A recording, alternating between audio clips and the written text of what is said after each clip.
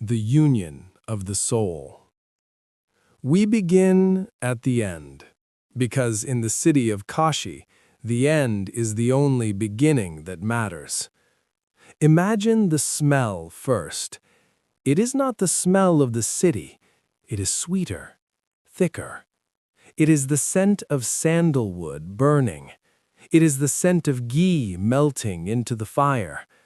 And underneath that, the unmistakable iron scent of the human body returning to dust. This is the Manikarnika Ghat, the great cremation ground, the Moha. Aryan does not belong here. His clothes are too clean, his shoes are too expensive. He looks at the burning pyres with terror in his eyes. He is holding his breath, trying not to inhale the smoke of the dead. But you cannot hold your breath forever in Kashi. Eventually, you must breathe in the truth. He is looking for someone, a rumor, a whisper.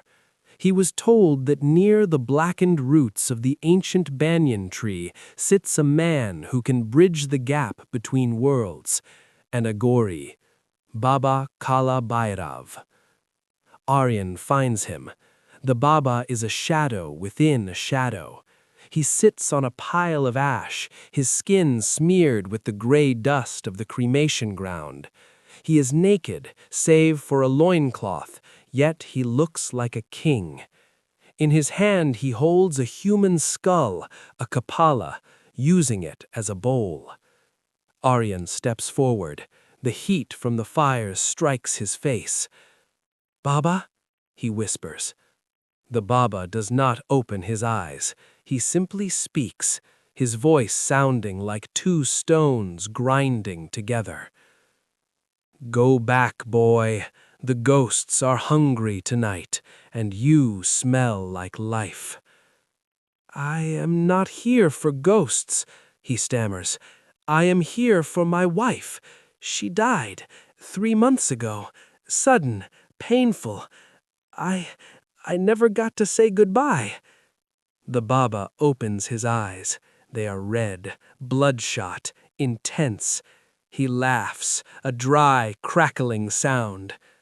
"Goodbye, you westernized fools. You think death is a door that slams shut? You think she walked out of the room and left you alone?" "I feel alone," Aryan shouts, his voice breaking. "I feel empty. I need to know where she is. I need the Atma Milan, the union of souls. Can you do it? Can you make me see her?" The Baba stands up. He towers over the young man. He reaches into the fire, his hand unbothered by the flames, and grabs a handful of hot ash. He holds it in front of Aryan's face. "Look at this ash," the Baba commands. "Yesterday this was a rich merchant. He had gold, he had land, he had a wife he loved. Now he is gray dust on my fingers. Where is the merchant, Aryan? Did he fly away, or did he realize he never existed at all?" Aryan shakes his head, tears streaming down his face. "I don't care about philosophy, Baba. I want her back. I love her." "Love," the Baba spits on the ground. "What you call love is hunger. You are hungry for her touch. You are hungry for her voice. That is Moha, attachment. It is a chain. You want to drag her soul back into this cage because you are lonely? That is not love. That is selfishness." Aryan falls to his knees. The truth hits him harder than the heat. "Then teach me," he weeps. "If I cannot have her back, then teach me how to let her go. Teach me what comes after." The Baba smiles. It is a terrifying smile. "To learn what comes after death, you must die while you are alive." The Baba sits Aryan down. He paints 3 lines of ash across Aryan's forehead, the Tripundra. The Aghori path, the Baba whispers, is the path of fearlessness. We eat filth to realize nothing is dirty. We sit with death to realize nothing dies. Tonight, Aryan, you will drink the cup of hallucinations. You will walk into the dark tunnel of your own mind. The Baba hands Aryan a clay cup containing a dark, bitter liquid. He drinks it. For a moment, nothing happens. Then, the drums begin. Thump, thump, thump. It is the sound of the Damru, the drum of Shiva, but it is coming from inside Aryan's chest. Close your eyes, the Baba yells. Do not open them no matter what you see. If you see demons, let them eat you. If you see fire, let it burn you. Go deeper. Aryan closes his eyes. The world of the Ghats dissolves. The smell of smoke vanishes. He is falling, falling into a deep velvet blackness, the void. In the darkness, Aryan sees a shape. It is glowing with a faint blue light. It is the shape of a woman. "Rhea?" he calls out in his mind. The figure turns. It has his wife's face. She is smiling, but as he reaches for her, her face changes. She becomes his mother. Then she becomes an old woman. Then she becomes a child. Then she becomes him. He pulls back in shock. "Who are you?" Aryan screams into the void. A voice answers him. It does not come from the figure. It comes from everywhere at once. It sounds like 1,000 winds blowing through a canyon. "I am the one you are looking for, Aryan, but I am not Rhea. Rhea was a mask I wore for 30 years.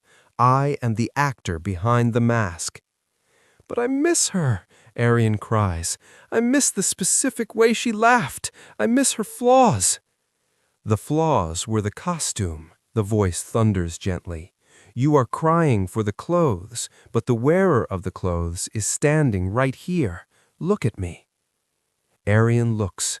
The blue light expands. It grows brighter and brighter until it is blinding, and in that light he feels a sensation he has never felt before. He feels complete. He realizes that the love he felt for his wife was not coming from her. It was reflecting off of her. The source of the love was inside him. It was always inside him. The voice speaks one last time. "There is no separation, Aryan.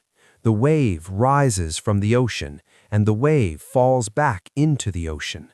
The wave is brief. The ocean is eternal. You are the ocean. She is the ocean. How can water miss water? Tat Tvam Asi. You are that." The blue light explodes into silence.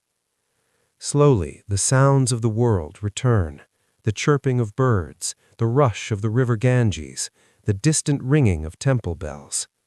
Aryan opens his eyes. It is morning. The sun is bleeding orange over the horizon, turning the gray river into liquid gold. The fires of the night have burned down to embers. Aryan is lying on the ground. He feels heavy, yet weightless, like a stone that has learned to float. Baba Kalabhairav is sitting next to him, smoking a chillum. He looks at Aryan with a knowing glint in his eye. "Did you find her?" the Baba asks quietly. Aryan sits up. He looks at his hands. He looks at the river. He looks at the ash on his skin. He smiles. It is not a sad smile. It is a quiet smile. "No," Aryan says. "I didn't find her." The Baba raises an eyebrow. "I didn't find her," Aryan continues, "because I realized she never left. She is in the wind that is drying my sweat. She is in the light touching the water, and she is in me." The Baba speaks one last time. "There is no separation, Aryan. The wave rises from the ocean, and the wave falls back into the ocean. The wave is brief, the ocean is eternal. You are the ocean, she is the ocean. How can water miss water? Aryan stands up. He bows to the Baba. He does not ask any more questions. The questions have burned away in the night's fire. He walks towards the river. He dips his hand into the cool water of the Ganga. He takes a handful of water and lets it slip through his fingers, watching it merge back into the stream. He whispers one word, Shanti. And as he walks back up the steps, leaving the cremation ground behind, he carries the silence of the Aghori. He walks back into the noise of the world, but the noise can no longer touch him, because he knows the secret now. He knows that everything ends, and because everything ends, everything is eternal. Om Namah Shivaya.